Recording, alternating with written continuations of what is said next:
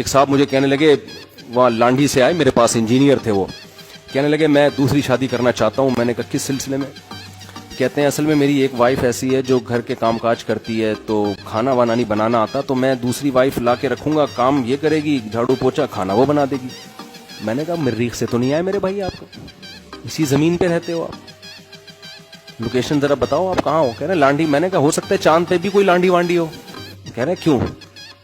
میں نے کہا آپ یہ سمجھ رہے ہو کہ آپ جب لیٹو گے تکلیف ہوگی تو ایک آپ کے پاؤں دبائے گی اور ایک آپ کے سر دبائے گی, یہی ہے نا. اب ظاہر ہے جو سر دبا رہی ہوتی ہے اس کے ہاتھ پاؤں تک نہیں پہنچتے, تو 2 بیویاں ہوں گی. میں نے کہا پھر تیسری بھی کر لو, وہ آپ کا یہ والا کندھا دبائے گی, چوتھی یہ والا کندھا دبائے گی.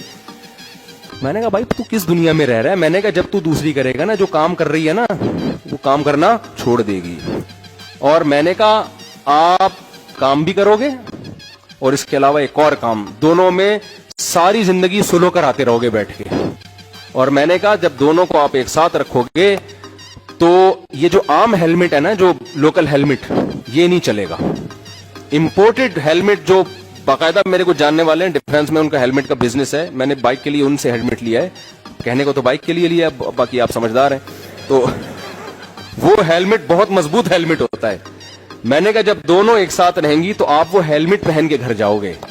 تو کہنے لگا یار آپ تو منفی باتیں کر رہے ہیں, آپ تو اتنا اپریشیٹ کرتے ہیں. میں نے کہا بھائی میری پوری بیان سنا کرو. میں سمجھتا ہوں کہ یہ 2 شادیاں 4 شادیاں معاشرے کی ضرورت ہے, لیکن یہ جہاد ہے, تو جہاد سمجھ کے کرو.